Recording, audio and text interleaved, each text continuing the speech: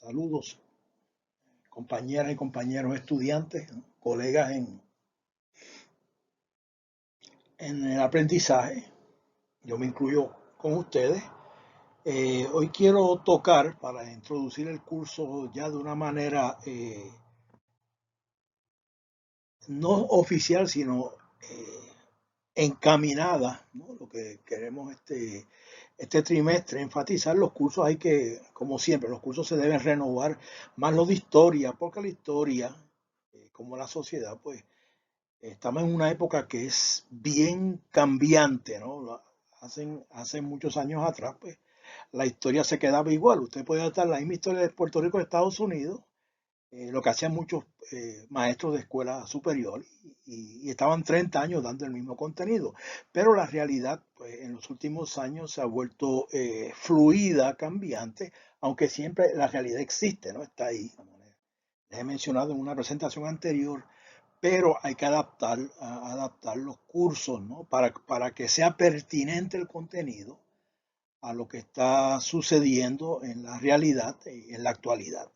Así que quería entonces tocar eh, estas perspectivas del proceso histórico estadounidense, la perspectiva que durante muchos años pues, ha estado vigente, la de 1776, y vamos a explicar eso en breve, o una nueva que está surgiendo en los últimos años, producto de los grupos como Black Lives Matter, como Antifa, que son grupos radicales, ¿no? Y lo digo objetivamente hablando, ¿no? Esa gente busca un cambio radical, buscan cambiar la sociedad, y eso pues es su derecho a hacerlo, ¿no? Y a plantearlo, ¿no? Eso, no tengo problemas con eso, pero obviamente son radicales, no son conservadores, son sumamente radicales, y hay que comparar los dos puntos de vista que han surgido.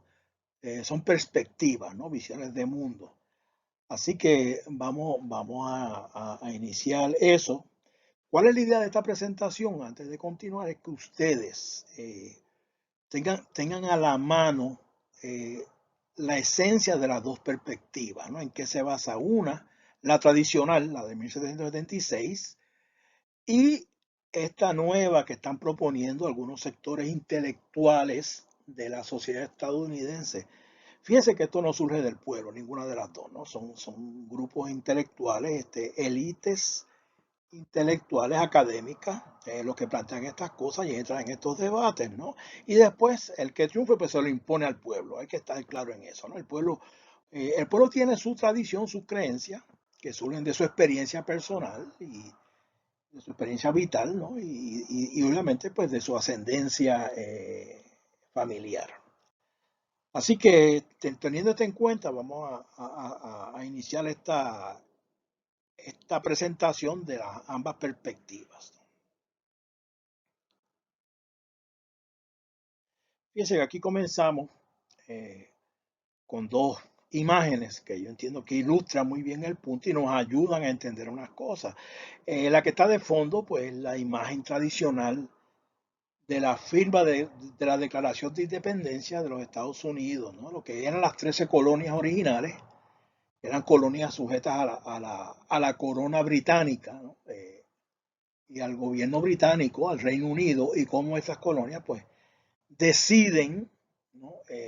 Constituirse, de ahí viene la palabra constitución, como un ente político independiente, que se van a llamar a partir de entonces americanos, ¿no? Ellos mismos se llaman americanos, Americans.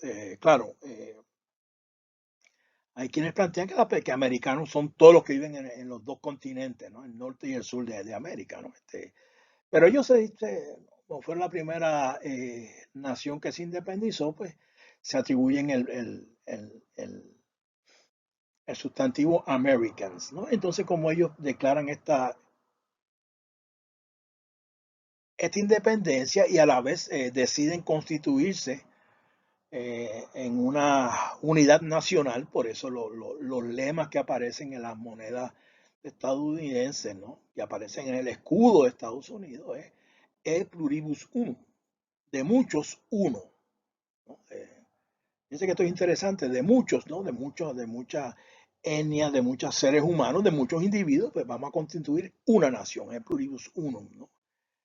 Y entonces, pues, deciden entonces a partir de ese momento constituirse con el nombre de United States of America, ¿no? Los Estados Unidos de América, ¿no? Fíjate de nuevo este énfasis en la unidad nacional. Y entonces lo que eran las colonias se van a llamar a sí mismos estados, ¿no? States. En el sentido que tienen van a tener, tienen ciertas características que las diferencian unas de otras. Pues el habitante de Nueva York no es el mismo que el habitante de Georgia, ¿no? Ni el de Virginia es igual que el de Massachusetts. ¿Por qué? Porque tienen sistemas económicos y sociales distintos, parecidos, semejantes, pero no son todos iguales. Pero deciden tomar esta diferencia eh, y, aunque las mantienen, pero someterse a la autoridad de un gobierno federal, ¿no? De un gobierno que une todas estas colonias que se van a llamar estados. Algunas se llaman Commonwealth, como Pensilvania, ¿no? El Commonwealth of Pennsylvania. Y digo esto porque este nombre después se lo van a atribuir en el siglo XX a Puerto Rico, ¿no? Pero Puerto Rico bueno, es otra historia, pero realmente no es un Commonwealth, ¿no? Es una traducción, no una traducción, porque el nombre que le ponen oficialmente es Estado Libre Asociado, que es copiando en parte lo que sucedió con Irlanda cuando Irlanda se separa de Gran Bretaña y se va a llamar Free State en los años 20 y de ahí sale entonces el Estado Libre. El asociado, pues obviamente, como diría un exgobernador, lo mejor de dos mundos, cuando realmente todo lo contrario, ¿no? Lo peor de dos mundos. Pero nada, esto es la historia de Puerto Rico, que es son otros 20 pesos, como dicen en la calle. Y ahí tenemos pues este billete que existe, el billete de dos casi no se usa, pero existe, realmente pues eh, lo han retirado de circulación en el sentido de que se confundía con el de uno. Pero fíjese ahí, ¿no? El grabado United States of America eh, describe, ¿no? El momento que está ahí en el grabado, la Declaración de Independencia de 1776, y entonces usted ve los grandes próceres, ¿no? Los prohombres, los que eran los intelectuales de su época, ¿no? Pues cómo firmaron este documento, que después lo vamos a leer en el transcurso del curso. Bueno, la otra imagen, y está descrita ahí, se arribo de los primeros esclavos angolanos de Angola, ¿no? De un país africano, eh, secuestrados por los esclavistas portugueses, ¿no? Eh, y llevados a la colonia inglesa de Virginia en el 1619. Y hay que hacer unas aclaraciones sobre esto, ¿no? Los europeos, esto que ponen en las películas, que se metían en esas aldeas a secuestrar africanos y a quemar, eso no es cierto, eso no es cierto. Los esclavistas, que primero fueron los portugueses, después los holandeses y los británicos. Interesante que los españoles como tal nunca tuvieron enclaves. Los españoles se los compraban a los portugueses, ¿no? Igual que los ingleses y los colonos de América del Norte se lo compraban a los portugueses, ¿no? Los portugueses sí se dedicaron al tráfico de esclavos, ¿no? Igualmente los holandeses, igualmente algunos que otros franceses y por supuesto pues los ingleses, ¿no? Eran los grandes esclavistas. Pero esta gente lo que hacía era que adquirían había guerras tribales en África y entonces pues las distintas tribus, ¿no? Que todavía África todavía sigue siendo esencialmente tribal, aunque hay unas naciones constituidas, ¿no? Con fronteras, pero estas fronteras fueron creadas realmente por las potencias europeas en el siglo XIX, ¿no? Para distinguir sus enclaves coloniales. Y en África todavía, pues, quedan las tribus, ¿no? Los Hutus, los Tutsis en Ruanda, que no sé si recuerdan la matanza entre estas dos tribus, ¿no? Igualmente, pues, en Angola, las guerras tribales, los Kimbundu contra los Ovimbundu, en Nigeria, los Yoruba, los Lukumi, y así por el estilo, ¿no? Entonces esta gente pues capturaban a sus hermanos de raza, pero ellos no tenían esta noción de racial, sino tribal. Entonces se lo intercambiaban a los europeos por armas de fuego, por herramientas, por telas y cosas por el estilo. Entonces los europeos pues traían estos capturados, ¿no? Ellos los traían entonces a América y los vendían acá, especialmente a los sectores latifundistas, ¿no? Que habían establecido las plantaciones en las distintas colonias, tanto de lo que va a ser los Estados Unidos como del Caribe, ¿no? Y finalmente Brasil, ¿no? Así que esto hay que verlo como un proceso complejo. Y lo otro, la esclavitud siempre ha existido en la historia de la humanidad, ¿no? Si usted busca, por ejemplo, pues el hecho de que en la antigüedad había esclavos, ¿no? Lo que pasa es que no eran de origen africano, la mayoría eran de origen blanco. De hecho, la palabra esclavo viene de la palabra eslavo. Los eslavos son estas tribus que constituyeron lo que es ahora Polonia, lo que es Ucrania, lo que es Rusia blanca o Belorus o Rusia, que eran esclavizados por los europeos occidentales, ¿no? Igualmente que las guerras, ¿no? Por ejemplo, pues los romanos esclavizaban a los griegos, especialmente a los griegos cultos, para usarlos como maestros para sus hijos, ¿no? Así que esto es un fenómeno que no es de ahora y usted ve que de hecho la primera religión que decreta la libertad de los esclavos, y no de todos los esclavos, fue el judaísmo, ¿no? La Biblia, pero la Biblia también tiene momentos de esclavitud, ¿no? Y entonces hay pasajes donde se utiliza mucho el término esclavitud, que a veces se traduce mal traducido como siervo, ¿no? Pero realmente son esclavos. Claro, había esclavitudes voluntarias, había esclavitudes benignas, había esclavitudes malignas, y la primera que prohíbe la esclavitud es el cristianismo. Eso no puede quedar duda. Claro, eso fue el cristianismo original. Después el cristianismo pues revirtió en algunos sitios, en algunos países, en algunos sectores al esclavismo, justificándolo por una razón que después le discutiré en otro momento, ¿no? Para no tomar más tiempo.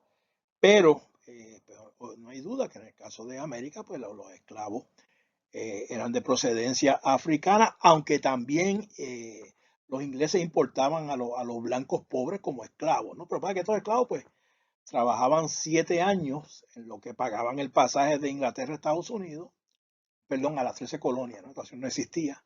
Y después entonces, pues, quedaban libres. En el caso de los negros, no, aunque a muchos negros se les permitía acumular este dinero para comprar su libertad. Así que esto variaba, ¿no? De estado a estado, de familia en familia. O sea, que hay que entender esto, hay que hacer un estudio minucioso de lo que era la esclavitud para entonces entenderla y poder opinar sobre esto, ¿no? Porque mucha gente opina, como siempre pasa, sin saber. Bueno, así que aquí tenemos los dos aspectos. Vamos a entrar entonces en una comparación. Voy a tratar de ser lo más objetivo posible.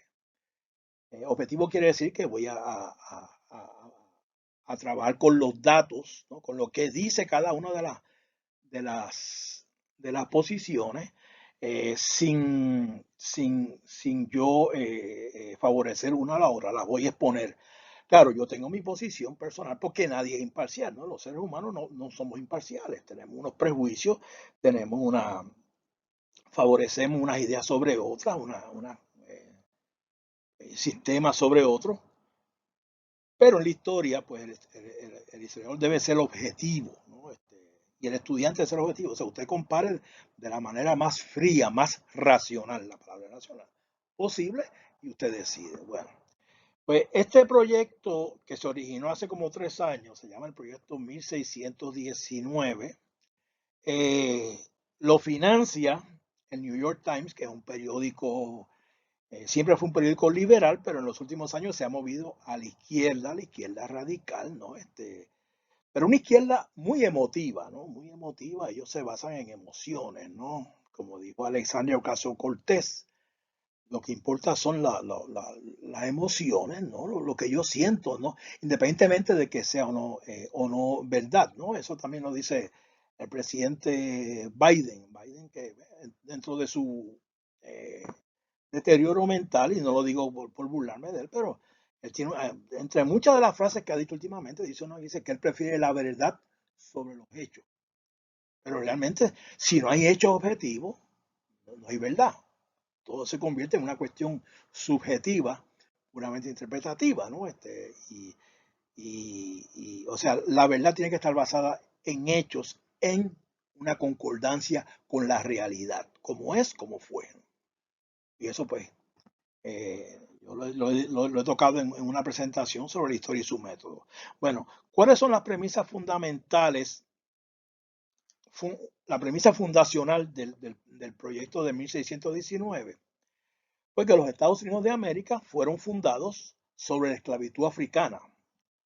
De hecho, hay quienes plantean, los más radicales, que Estados Unidos se independizó de Inglaterra no por la libertad, sino para mantener la esclavitud, ¿no? Y porque Inglaterra supuestamente estaba en un proceso de liberar los esclavos, entonces los colonos, para evitar que le liberaran los esclavos, pues crearon la guerra de independencia. Esto es bien debatible, pero es una de lo que ellos plantean.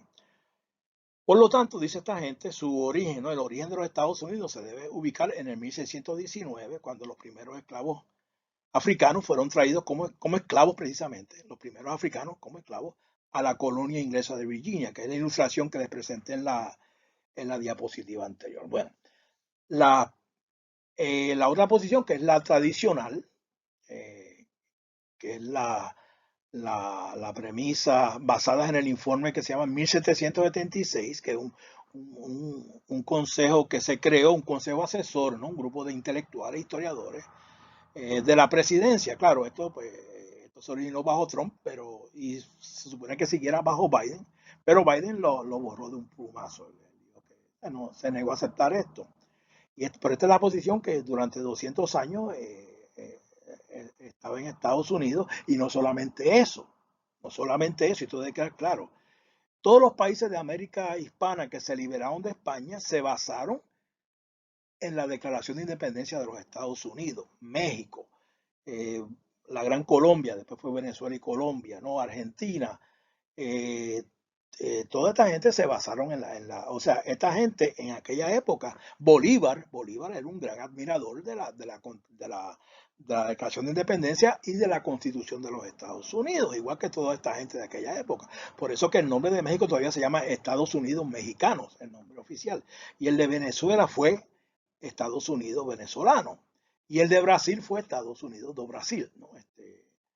Así que esta posición la adoptaron incluso puertorriqueños como Betances, Ramón Emeterio Betances, el padre de la patria, como se le llama en algunos círculos, igual que Eugenio María de Hostos, ¿no? El gran educador puertorriqueño, sentían una gran admiración por los Estados Unidos de América y por la forma que se independizaron y se constituyeron como gobierno. Estos son datos históricos, usted los puede verificar, no me crea a mí, verifique todo lo que yo digo.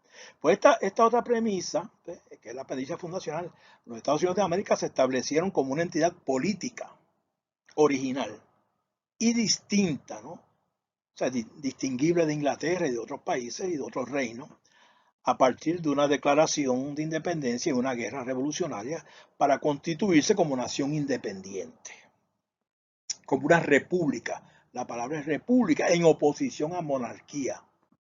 Por eso se hablaba en Puerto Rico de monárquicos y republicanos, e igualmente en los Estados Unidos. Así que estas son las dos, fíjense que son distintas, ¿no? Una se basa en la raza, en la teoría que la raza lo es todo, que el color de la piel lo determina todo, que es más importante el color de tu piel eh, que lo que tú eres como ser humano, que contradice lo que decía el gran luchador por los derechos civiles de los americanos de ascendencia africana, Martin Luther King, hijo, que decía que él esperaba que sus hijos fueran juzgados por el contenido de su carácter y no por el color de su piel. Pero de nuevo, estas son cosas que mucha gente echa convenientemente al lado, ¿no? Y entonces esta gente se constituyeron como una república independiente a partir de una guerra revolucionaria, ¿no? Esta gente eran revolucionarios, lucharon con las armas en la mano, no todos los estadounidenses, pero unos sectores que tenían unos intereses particulares que entraron en contradicción con la monarquía británica y decidieron agotaron todas las tendencias y al no poder lograr un acuerdo con Gran Bretaña, pues decidieron separarse. Y eso lo veremos cuando leamos la Declaración de Independencia, que la vamos a leer en el curso. Bueno, eh, la otra premisa, la premisa es económica, ¿no? El proyecto 19 o 1619 plantea que la economía estadounidense siempre ha estado basada sobre las formas de esclavitud y explotación. O sea, toda la historia de la economía de Estados Unidos ha sido basada en la explotación, obviamente en la explotación de los asalariados, de las minorías étnicas o de género, que son explotados por una clase dominante de origen y extracción anglosajona y cristiana protestante, ¿no? Esta gente dice, esto siempre ha sido así. La esclavitud lo que cambió fue de apariencia, pero el obrero de hoy sigue siendo tan esclavo como el esclavo de hace 150 años, ¿no? Y todo se basa en la raza, o sea, todos los blancos son privilegiados, todos los blancos tienen privilegios porque son blancos, todos los negros son oprimidos porque son negros. Y esto obvia, pues de nuevo, unos datos fundamentales eh, que los voy a discutir más en breve, pero pues hay que examinar si esto realmente es cierto, si todavía las formas de explotación existen, porque esto se utiliza mucho, especialmente unos sectores todavía dicen que el obrero es explotado, las mujeres son explotadas y los negros son explotados sobre todo, y los chicanos y los puertorriqueños, etcétera, etcétera. Bueno, hay que ver si eso es verdad o no. No estoy diciendo que no exista injusticia y que no existan diferencias en escalas salariales y en trabajo, pero claro, eh, uno no puede pagarle lo mismo por dos trabajos distintos. Una cosa que se dio en España en el año pasado es que, por ejemplo, pues el gobierno español, que es de tendencia socialista, pues decidió poner un igual salario para los varones que se trepaban en los edificios a limpiar los cristales por la parte de afuera del edificio, ¿no? Y el conserje, varón o hembra, que era el que pasaba el mapa ¿no? dentro del edificio, en los corredores, ¿no? Y en las oficinas. Pues ellos decidieron que por la cuestión de la equidad, pues entonces hay que pagarle lo mismo, porque hacen el mismo trabajo, están limpiando los dos. Pues, ¿qué va a pasar con esto? Pues primero, entonces los que limpian los cristales del rascacielos van a decir, no, yo me voy para adentro a pasar mapo, porque ¿para qué me voy a arriesgar si me van a pagar lo mismo que me pagarían por pasar mapo? Y entonces, pues obviamente crea una situación de escasez entonces de mano de obra, porque nadie se va a querer trepar la parte afuera de un edificio alto a limpiar los cristales, al menos que le paguen lo justo, ¿no? Que debe ser más que el que pasa mapo dentro del edificio, ¿no? Y esto se lo pongo como un ejemplo, ¿no? Y, pero vamos a continuar. ¿Cuál es la premisa tradicional de la economía estadounidense? Que se ha basado en el individualismo, ¿no? Cada persona es un ente, ¿no? Yo, antes de ser puertorriqueño, soy Carlos Rodríguez Lampón. Yo tengo una vida, yo tengo una experiencia, yo tengo una educación como individuo que debe estar por encima del colectivo. No es que yo deje de ser puertorriqueño, pero hay puertorriqueños que tenemos diferentes ideas del mundo, diferentes. Nos une pues un entronque histórico, un, un trasfondo histórico, pero tenemos, o sea, no, todos los puertorriqueños no son iguales, ¿no? Eh, y entonces, pues, lo que importa es el individuo, según esta concepción, y la libertad de emprendimiento, de emprender. O sea, yo quiero montar un negocio de lo que sea, un autopar, o quiero montar o quiero trabajar para la empresa privada como técnico de redes, lo que sea, pero eso lo decido yo.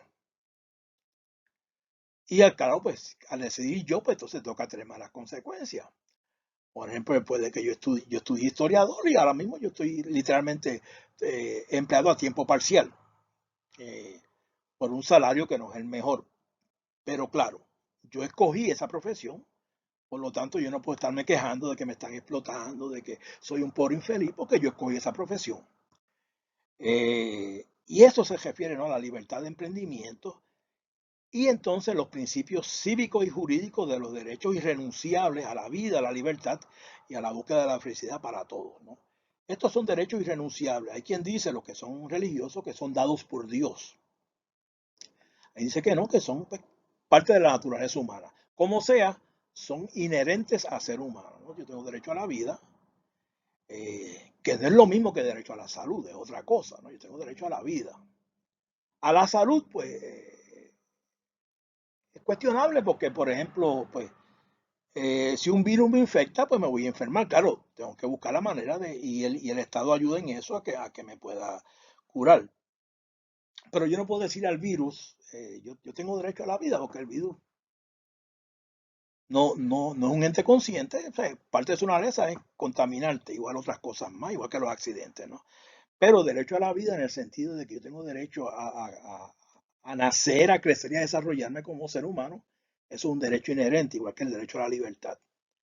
La libertad de yo moverme de sitio, de yo tener la religión que yo quiera o a no tener ninguna. Esos son derechos inherentes. Y a la búsqueda de la felicidad. Fíjese que no es a la felicidad. Yo tengo una amiga que me dijo hace unos años atrás que ella tenía derecho a ser libre, perdón, a ser feliz. Y yo decía, ¿dónde tú firmaste eso? Yo nunca lo firmé cuando nací. Porque su derecho es a la búsqueda de la felicidad. Usted busca la felicidad como usted entienda. Dentro, obviamente, dentro de unos sistemas legales. O sea, yo no puedo robarle un cajo a alguien porque quiero tener un cajo, ¿no? Yo debo entonces trabajar para comprar ese automóvil nuevo que me gusta, deportivo, lo que sea, ¿no? O sea, pero sí a buscar la felicidad. Sí, a mí la felicidad, pues, eh, me constituye una casa de 500,000 pesos y la puedo conseguir por medios legales, ¿no? Trabajando, pues, ese es mi derecho. Y una vez yo la adquirí, no me la puede quitar nadie, ni me la puede embargar nadie, ni invadir nadie, ¿no? Porque eso yo la trabajé. Así que fíjense estas dos visiones económicas, ¿no? Que después las podemos discutir en un momento dado si a usted le interesa en profundizar en esto. Eh, ¿Cuáles son las diferencias sociales, ¿no? Los conceptos de sociedad de los distintos proyectos, ¿no? Pues para el proyecto 1619, pues la sociedad estadounidense ha sido siempre una sociedad esclavista. Es una variante de lo que discutimos anteriormente, ¿no? Fundada y fundamentada desde siempre, ¿no? Por el privilegio racial blanco. O sea, si usted es blanco o blanca, usted automáticamente, pues de acuerdo a esta gente, usted tiene un privilegio porque es blanca, ¿no? Porque un privilegio, el sistema lo va a apoyar usted por encima de los que no son blancos. Y eso, el sistema es así, inherentemente es así, ¿no? Yo podría decir lo mismo de la belleza, ¿no? De decir que el sistema, eh, pues privilegia a la muchacha linda, el cuerpo esbelto atlético, o el hombre atlético, así, ¿no? sobre los tipos de sobrepeso y ese tipo de cosas. Pues eso sería un planteamiento, pero realmente, si vamos a la práctica, y lo vemos en tiempos recientes, mire, lo vemos en la universidad. Usted entra a un típico salón de clase, hay más mujeres que hombres. Y usted entra al típico salón de clase en Puerto Rico y hay una variante de colores, desde blanco, rubio, de ojos azules, hasta gente de obvia ascendencia africana, ¿no? Y nosotros pues no tenemos ese problema, por lo menos a nivel de unos sectores. Ahora se está planteando que los puertorriqueños también son racistas. Estas son cosas que la gente de vez en cuando. Si el puertorriqueño fuera racista, no habría mestizaje. Y pasaría como en algunos países de América Latina. Usted va a México, y en México, igual que en Santo Domingo, hasta ciertos momentos es distinguible. La clase alta es blanca y la clase trabajadora son de piel oscura, ¿no? Pero en Puerto Rico el mestizaje fue fenomenal y no lo digo yo, lo decía don Pedro Albizu Campos, un mulato, que él decía que la sociedad puertorriqueña era maravillosa porque era la más mestiza de toda América. Así que si lo dice Albizu Campos, yo no voy a discutir con Albizu Campos, que lo considero un gran hombre y sus ideas más apegadas a la realidad que las de otras personas. Bueno, eh, y entonces, pues los términos que se usan ahora es el privilegio racial, ¿no? El privilegio blanco. el heteropatriarcado machista, ¿no? Entonces yo le digo a un amigo mío, pues no celebremos más el Día de los Padres, porque estamos celebrando el heteropatriarcado machista, pero ¿quiénes son las primeras que, que compran regalos para sus padres, para sus esposos? Pues las mujeres, ¿no? Y las hijas, eso es así, eso es así. Si lo queremos cambiar, pues perfecto derecho a cambiarlo. Eh, y entonces, pues el otro término que es maravilloso, falocéntrico. Si no saben lo que es falocéntrico, pues búsquenlo, ¿no? No voy a discutir eso porque, pero ustedes saben lo que es, que explota y reprime a las mujeres y otras minorías étnicas y de género, no permitiendo su desarrollo humano en sociedad. Bueno, este es el planteamiento. Entonces, bueno, no sé, cuántos deportistas de descendencia africana eh, hay en los deportes en Estados Unidos y en el mundo, pero en Estados Unidos, pues mire la mayoría. Claro, no hay duda, hace 50, 70, 80, hasta 100 años había discrimen en el deporte, ¿no? Incluso habían ligas negras de béisbol, de baloncesto y ligas blancas, pero esto fue cambiando, ¿no? E incluso gracias a muchos deportistas eh, estadounidenses de ascendencia africana, incluyendo puertorriqueños como Roberto Clemente, Peruchín Cepeda, Víctor Peyote y otra gente más. Así que, y entonces pues se logró que ahora entra mucho pelotero incluso de ascendencia hispana, ¿no? En Estados Unidos. Así que igualmente usted busca la cantidad, ahora mismo en Estados Unidos, la cantidad de alcaldes de origen afroamericano, la cantidad de senadores, la cantidad eh, jefe de policía, jefe de policía, ¿no? Son negros, ¿no? O como quiera llamarlo, afroamericanos. Así que esto no es tan cierto como parece, igual el hecho de que si usted se va a las estadísticas, no hay duda que hay policías racistas, claro que sí, y no hay duda que han matado negros, pero también se da el caso de policías negros que han matado negros en defensa propia, policías blancos que matan blancos en defensa propia. De hecho, la policía mata más blancos en Estados Unidos que negros, ¿no? Y entonces, lo otro, que la violencia, y búsquese las estadísticas de las grandes ciudades de Estados Unidos,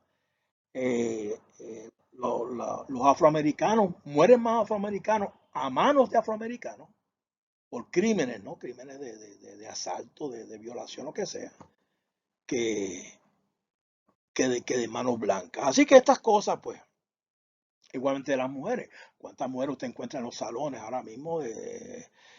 Y cuántas mujeres, usted va a Mayagüez, yo estudié en Mayagüez en el 71. 71, en un promedio de 20 estudiantes en cada salón, habían 2 mujeres. Ahora usted va a Mayagüez, ¿cuántas mujeres hay estudiando no solamente enfermería, sino ingeniería, sino ciencias naturales? Pues mire, más del 52%, algo así. Así que ha habido un progreso, obviamente lo ha habido. Entonces no podemos insistir en que no, y el ejemplo más grande, eh, el presidente Barack Obama. El presidente Barack Obama, obviamente, el color de su piel no es blanco. Su esposa no es blanca. Llegaron a ser presidente y primera dama de Estados Unidos y revalidó un segundo término. Entonces, ¿dónde está el privilegio blanco ahí? Entonces, sin embargo, y esto es lo interesante, ahora mismo el elemento afroamericano, en una mayoría, no inmensa, pero mayoría, eligieron a Joe Biden. Joe Biden es un tipo de ascendencia blanca, eh, un político de profesional, ¿no? Y esto lo digo medio despectivo, porque una persona que toda su vida ha sido político, que no ha hecho más nada, pues yo no lo, y más en esta época, pues no lo considero un tipo admirable. Pero Biden es un privilegiado de blanco, y Nancy Pelosi, y Schumer, y todos esos topos esos tipos, entonces ellos no se aplican eso, ¿no? Y entonces, ¿qué son ellos? Esto es bien selectivo, entonces Trump, que es blanco, pero ellos no. O sea, estas cosas, porque esto está basado en la emoción. ¿Cuál es de nuevo lo contrario a esto? Bueno, lo que plantean el informe de 1776, la sociedad estadounidense se funda en la libertad individual. El individuo es lo más importante, no es el colectivo. O sea, eh, incluyendo la libertad de pensamiento y acción, eso es fundamental. Usted tiene derecho a hacer de la religión que usted crea, a pensar como usted crea, a tener unas opiniones distintas a las de los demás, porque ese es su derecho como libre pensador. Que sus ideas sean ciertas o no, pues esos son otros 20 pesos, eso lo podemos debatir, pero con respeto, ¿no? Y igual libertad de acción. Eh, si usted se quiere mudar de Puerto Rico a Florida, nadie se lo puede impedir, nadie se lo puede impedir. Y de Florida a Texas, nadie se lo puede impedir, ¿no? Contrario a otros países, yo sé de países, pues yo he estado ahí, donde usted no se puede mover ni siquiera de provincia a provincia si no tiene un permiso del gobierno. Y ese país lo tenemos bastante cerca. Eh, y de nuevo, el derecho a escoger lo que usted entiende mejor para su bienestar y el de su familia, el libre albedrío. Esto entonces garantiza igualdad de oportunidades, que no es lo mismo que igualdad de resultados. O sea, yo puedo estudiar medicina y una mujer estudiar medicina. Probablemente yo nunca serví para médico y voy a ser un mal médico. Sin embargo, esa compañera estudió medicina y es una excelente doctora. Así, los dos estudiamos medicina, pero de nuevo, y tuvimos ese derecho a estudiar medicina, pero yo no tenía esa habilidad, no tenía esa destreza, y voy a trabajar un mal médico terrible. Y entonces ella eh, estudió eso, y no hay duda que entonces lo logró y es una excelente. Así que o sea, usted tiene la misma oportunidad de estudiar unas cosas, de trabajar en unas cosas, pero los resultados no podemos garantizarlos, ¿no? Por eso es que cuando usted coge un empleado, si usted es dueño de un negocio, usted no lo escoge, si lo escoge está cometiendo un error. Usted no lo escoge por el color de su piel, usted lo escoge por sus méritos, por su destreza, sea blanco, sea negro, sea lo que sea. Y esto es importante, ¿no? Porque hay gente que te obliga, no, tienes que tener un empleado negro o un empleado blanco, ¿no? Y si no sirve, si es mediocre. Pero eso ahora, pues, no se puede decir porque no es políticamente correcto. Pero tomen en cuenta estas cosas. Y de nuevo, ustedes me pueden escribir sus comentarios. Profesor, estoy en desacuerdo, usted es un racista, fascista malo. Usted tiene derecho a opinar, ¿no? Pero claro, tiene que basarlo en hechos, ¿no? En que yo estoy diciendo cosas que no son ciertas. Eh, pero lo puede hacer, ¿no? Esa es la idea del libre intercambio de ideas, que para eso son las universidades, no para imponer un criterio sobre otro, ¿no? Eh, y lo que les decía, ¿no? Los resultados, pues, o sea, yo puedo estudiar medicina y ser un buen médico, también puedo estudiar medicina y ser un mal médico. Y también puedo montar un negocio, una fábrica de qué sé yo qué, de cristales de cuarzo, pues es un disparate, pero un ejemplo. Pero entonces puede que mi negocio sea exitoso porque tomé buenas decisiones económicas, y también puede que no tenía un mercado para ese producto, que lo monté mal, que nombré gente que después me jugaron las cosas. Eso son malas decisiones, ¿no? Y las malas decisiones, las ideas equivocadas, la contingencia, ¿no? El azar, que salí por ahí y me cayó un rayo encima, ¿no? Y por supuesto la maldad y la envidia de mucha gente, ¿no? Esos son factores fuera de control de uno. Pero usted tiene derecho a montar el negocio, a tomar la carrera que usted quiera. Y después, pues en la vida se sorteará, ¿no? De acuerdo a estas que mencioné. Y usted decide, pues, cuál de estas dos tendencias, pues, es la correcta. Eh, de nuevo, recuerde que los países, como los seres humanos, como las nacionalidades no son perfectas, no podemos generalizar. Todo país tiene sus cosas malas, como todo personaje histórico tiene sus cosas malas, sus cosas buenas, sus decisiones correctas, las decisiones equivocadas, ¿no? O sea, el mundo no es perfecto, ni lo va a ser, ni lo va a ser, ¿no? Como muchos parecen pensar, ¿no? Muchos parecen pensar que si cambiamos el sistema, esto va a ser el paraíso, todos seremos felices, todos nos cogeremos de las manos y cantaremos canciones bonitas. Eso no. La historia nos ha demostrado que eso no es así. Pero usted puede creerlo, ¿no? Eso es parte de su libertad. ¿Cuál es el tipo de gobierno que promueve este proyecto? Bueno, pues el Estado paternalista, ¿no? El gran papá o el gran hermano, el Big Brother, ¿no? El gobierno, el Estado, que nos va a garantizar a todos igualdad de resultados para todos, independientemente de las capacidades que tengamos, los intereses, ¿no? Esto es lo que está ocurriendo ahora en Estados Unidos y en Puerto Rico, más o menos siempre ha ocurrido, ¿no? Con mayor o menor grado. El gobierno, pues, es benigno, el gobierno es bueno, eh, pero es autoritario porque tiene que ser autoritario. ¿Por qué? Porque entonces tiene que, si yo me gané $10,000 al mes porque tengo un buen negocio o un buen trabajo, y el otro, pues, que se la pasa por ahí chiripeando y haciendo cosas que no debe hacer, pues no tiene un ingreso suficiente. Supone que, no sé, que el gobierno me imponga contribuciones a mí para darle a esta persona. ¿Por qué? Porque somos iguales los dos. Pero entonces ahí entran otros factores. O sea, esta persona se ha esforzado realmente para tener algo. Son cosas. O sea, esto complica la cosa porque no todos los seres humanos son iguales.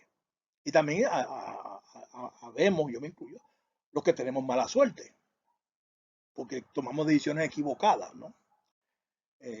Ya fuera lo que estudiamos, ya fuera las decisiones que tomamos, con quién me alineo, por ejemplo, en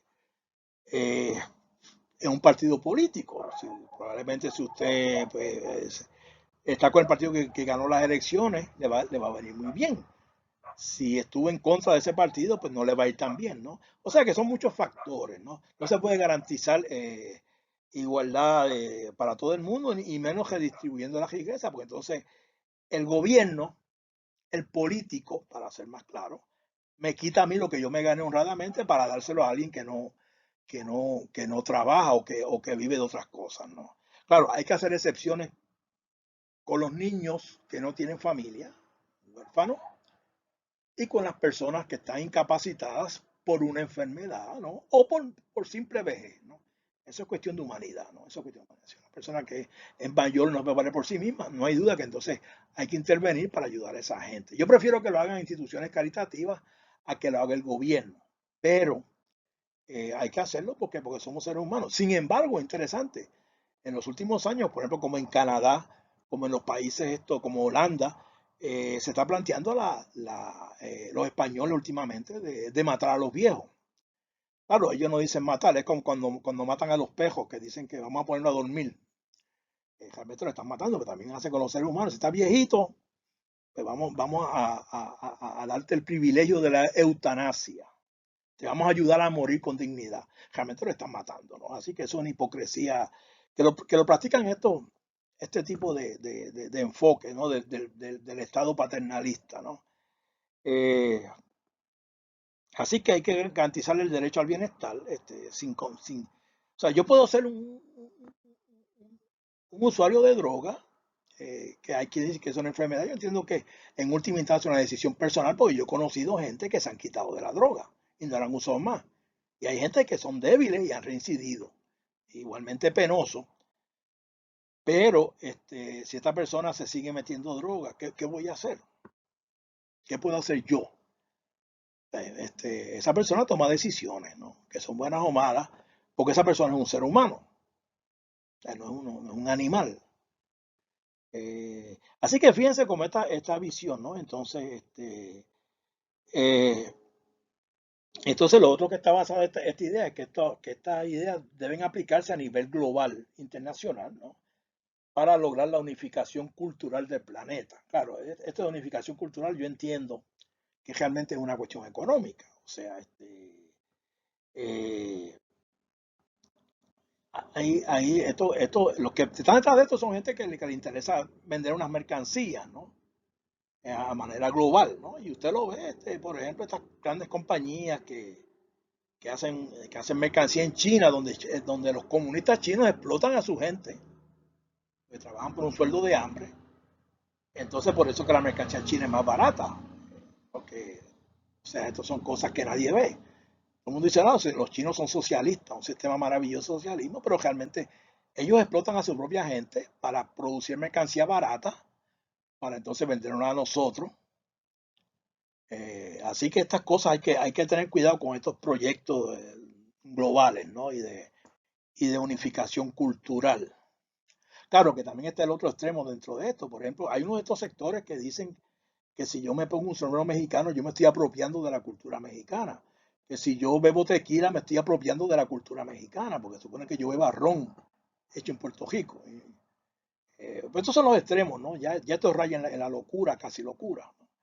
Y lo podemos discutir también si usted entiende que no. Si usted entiende que usted no se va a dar un palo de tequila porque se está apropiando de la cultura mexicana, o menos si lo va a vender, como hizo una artista modelo en estos días que montó una firma de tequila y todo el mundo le cayó arriba porque digo, todo el mundo no, la gente de esta que está en estas locuras, no porque se está apropiando de la cultura mexicana.